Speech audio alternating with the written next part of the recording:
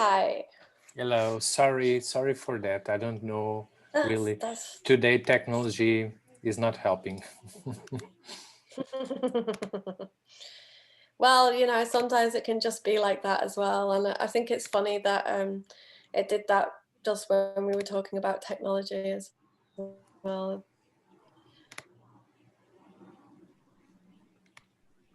Hmm.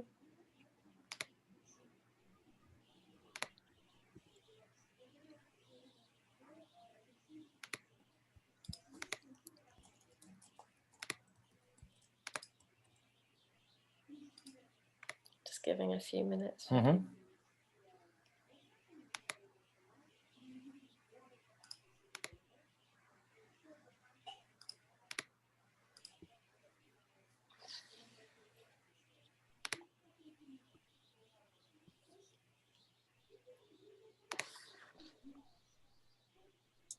think it's the same number of people as before, I think. Yeah. Excellent. Yeah. We have more people on Facebook. Great. Well, yes. So I think it's kind of funny that we were interrupted by technology whilst we were talking about technology, but somewhat surprisingly, I've managed to talk continuously for all that amount of time, and I was coming to just the end.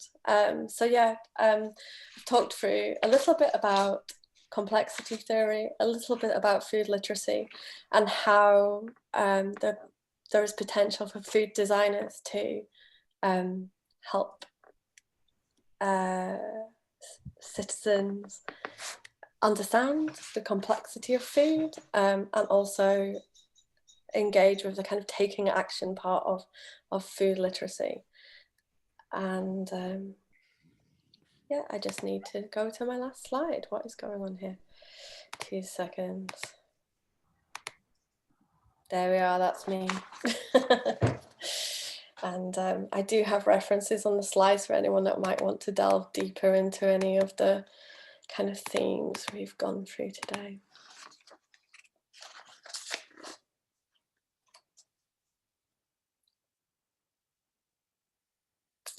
Ricardo, are you talking with your mic turned off? Did you finish? I have finished. Oh, okay. Thank you very much, Steph. Thank you. I think it was very inspirational, especially our projects. I already know your work because you were with us on 2019 at the Experiencing Food. But before I will ask if someone has questions for you, I have one that is, since you have your background on design and then you go to a gastronomy school to have your master degree, how do you, and special because you are working from the field of design in these questions all related to food, how do you think it's the relationship nowadays between food and gastronomy? Or how do you see how the professionals from gastronomy see us as designers trying to work with food in their own field? Yeah, so I guess there's a few things to say about that. I mean, firstly, in terms of going back to design, I hadn't really expected that to end up almost full circle back in looking at design. And now I'm not really surprised at it at all. It was just all part of the journey. But in terms of the journey for me, the reason I wanted to study gastronomy, and I think it's worth stressing that the course that I did was very interdisciplinary. So I looked at food systems, I looked at culture, anthropology, communications, and food media. And I've missed one. So it's going to be a very, very important part of food systems. So it was an interdisciplinary study, and that we were kind of trained to be generalists. And I guess having worked as self-employed, I have been a little bit of a generalist as well. And in some ways you kind of sit with those. There's areas of work being self-employed, you have to deal with all sorts of things all of the time. And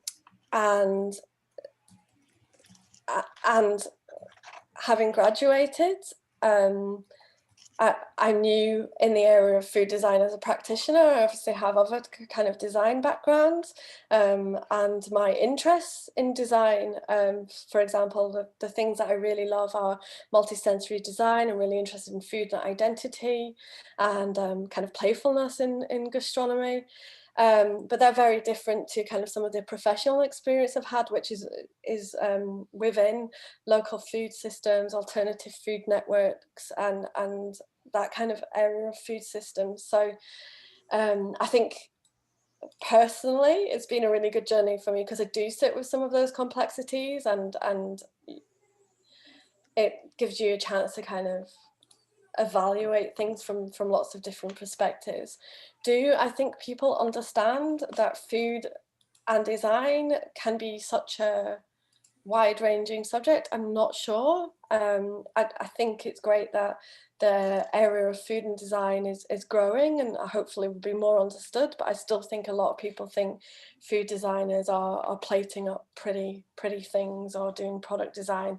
And I really hope, I guess, maybe with the type of work and doing a presentation, we can show that actually it can be way more than that. We can critique all sorts of things just using food as a lens. That's Nice. a really long answer, sorry. No problem. Anyone of our attendees have some questions for Steph, our students? No one has questions. Okay, I have another one. Tell me a little bit about the work. I know that you have been working with Michelle. Oh my God, I forgot. Ah, yes, yeah. Michelle.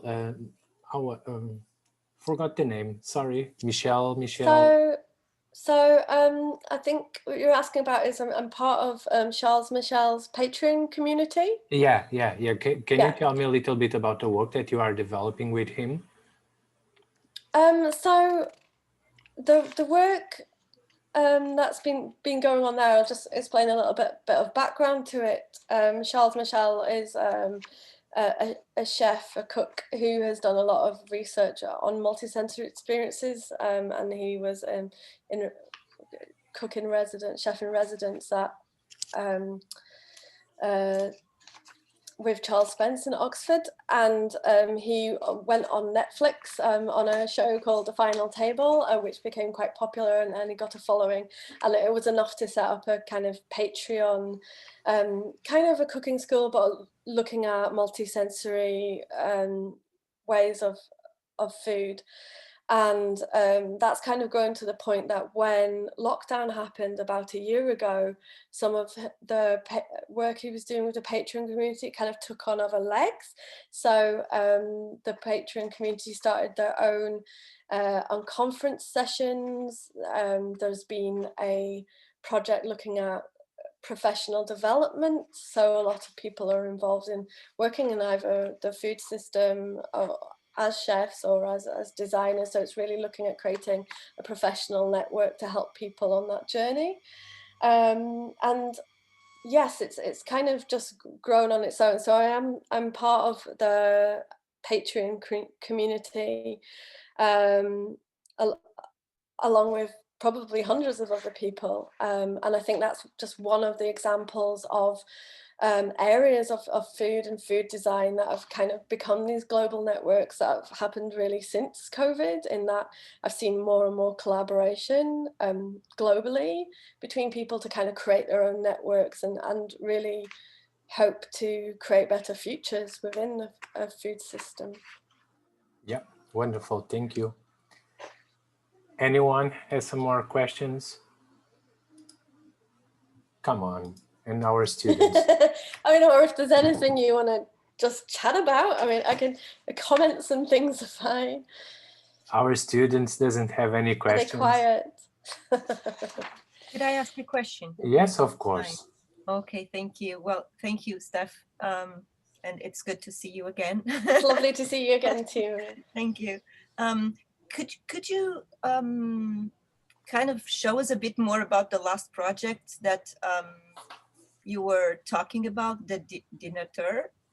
Because I was very curious to see, like, who goes for it? I mean, who is your target? Who? Sure, yeah.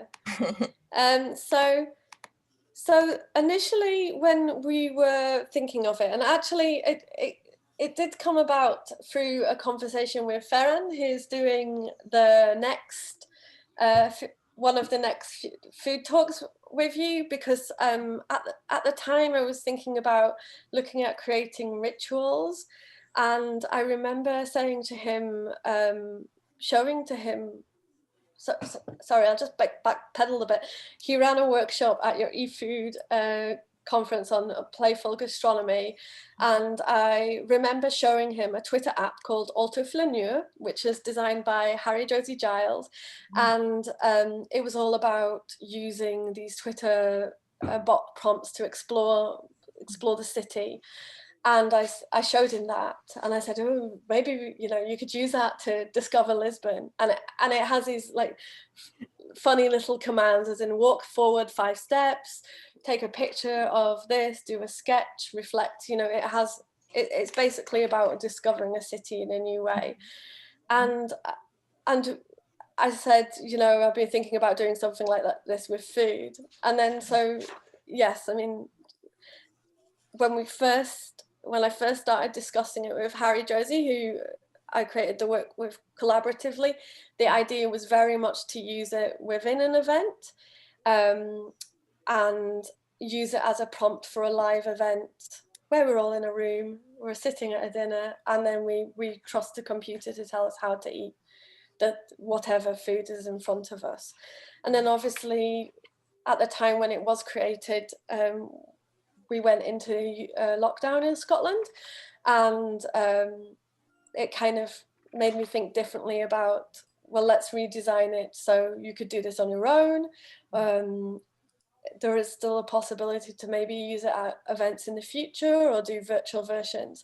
And the only reason I haven't really done that is I've just been very, very busy with kind of the work in the community-owned greengrocer that I've worked, because as we've all seen, you know, over the last year, things have changed in the food industry so much, and you know, we've had to change processes and procedures in order to get food to people. Yeah, so that's really been the kind of focus of my work for the last year. But I still think there's potential to kind of collect how people are experiencing the bot. So, and also to play around with it a lot more. There's 2 ways you can use it. You can either scroll through it on Twitter, and it's on Twitter at Autodenier, or you can go via the website to kind of like the game page, which you start at the top of the page, and then you just press for a command. And so we can see nope, that's the wrong way around. We can see on the left the immersive supper. That's the name of it. That was, again, computer generated, and it says, I can't see what it says because my face is in the way.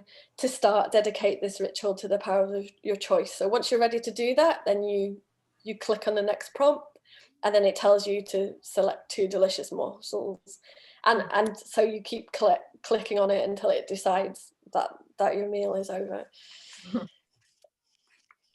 So that's how it works.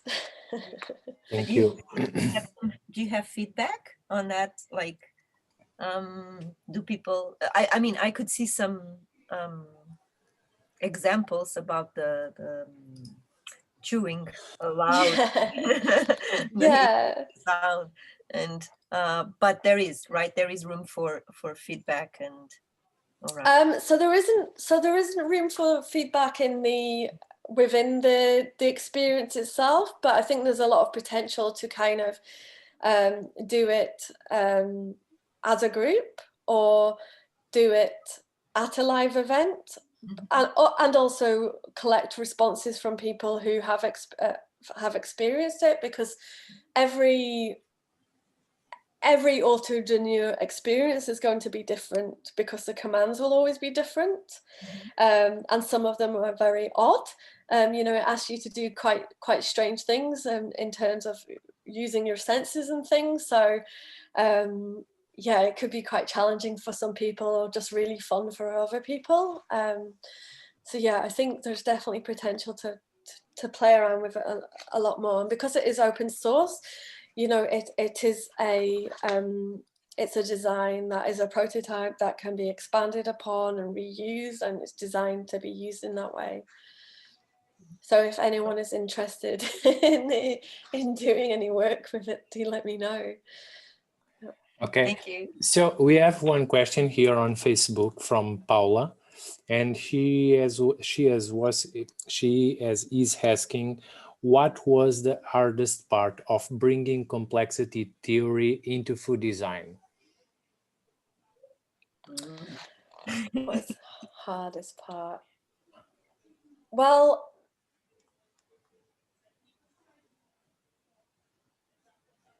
I think maybe because there isn't that much in terms of evaluating it from the kind of academic research, there isn't that much research or literature about it in relation to food design. And although it does talk about, there is some literature, it talks very specifically about whatever area of research that is. So it'd be nice to see things being connected more and more. Yeah, I think that would be my answer to that question. Mm-hmm. Don't you think that, for example, it is in food design, since it is a very recent field and there is a few research about this new field of the relationship between food and design, that I think for us as designers, or for us as academics and researchers and professors who are working on the field of food design, I think it's very important that people really know or really understand what is food design, and firstly, what is design in the context of food. And I think there is plenty of people working around food and design in the world, but they all are very concerned with their own projects instead of trying to bring the importance of these two disciplines working together to the ordinary consumer, because it's the one who will benefit with the work and all the projects. In the past last weeks, I was discussing this with Mariana Edler from Elisava, and one of the things that we are talking about is this idea that, okay, food is very complex, design is very complex, food design is even more complex to define and to understand, but we are always working around academia. We are always working on speculative projects. They're trying to find our way to work with food and design, but we are not so much concerned as I would like to be, to try to pass this message to the consumer itself, because at the end it's not only the consumer but also the companies that doesn't understand why food and design is important in the context of developing food products, services, or experiences, for example. I think it's a work of democratization of food design, instead of everyone is working in their own way and trying to create this kind of networks, but no one, I don't see anyone concerned about this democratization of food design, trying to explain to companies and the consumer why food design is very important in this in nowadays, especially that, for example, now we are in lockdown, so we are trying to understand different ways and different perspectives how the food system works. And I think it's a very important way for us to explore us. I don't want to call me myself as a food designer, because I'm not, but I think it's a very important question that not so much people as I'd like to see are working on. What do you think?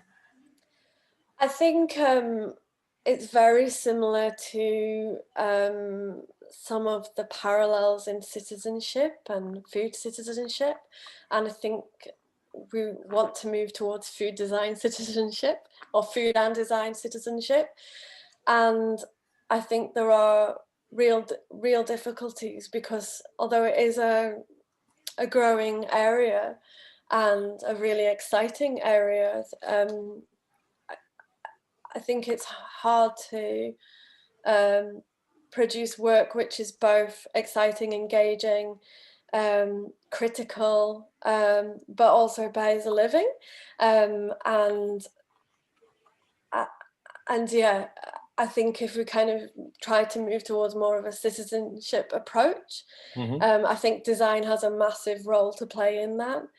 And I guess I also see that in terms of identity, my work. So as I say, I've been working for a community-owned greengrocer, and I sometimes feel that you know, that's not seen as glamorous as saying as I work in food and design, but actually there are a lot of the same principles. That's the same as some of the principles with some of the freelance I've worked, where we've had to really quickly transition to new systems of distribution and things like that. And I'm going to be starting up a role within another alternative food network called Locavore, which kind of works in a system through growing food, has its own shops, distributes food, and I'm going to be working in the food supply chain as well. But I think until we really make those roles, or sometimes some of those hidden roles, seem as important from a design or a communications perspective, you know, it's going to be really hard to kind of solve some of those issues. So I think food design citizenship is maybe where we need to focus. Yeah, totally agree. Anyone has more questions? No? Everyone's so quiet today. Technology against us. People are not talking. It's supposed to be Monday. Yeah, It's but Monday. it feels like Friday already. I know, it's the lockdown effect. So are you all in lockdown in Estoril at the moment? Yeah. Yeah, same.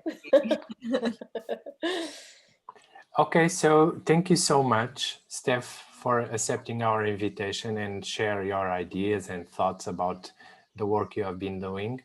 And I hope to see you in the future again, and hope that we can collaborate also in the future, not only with the master.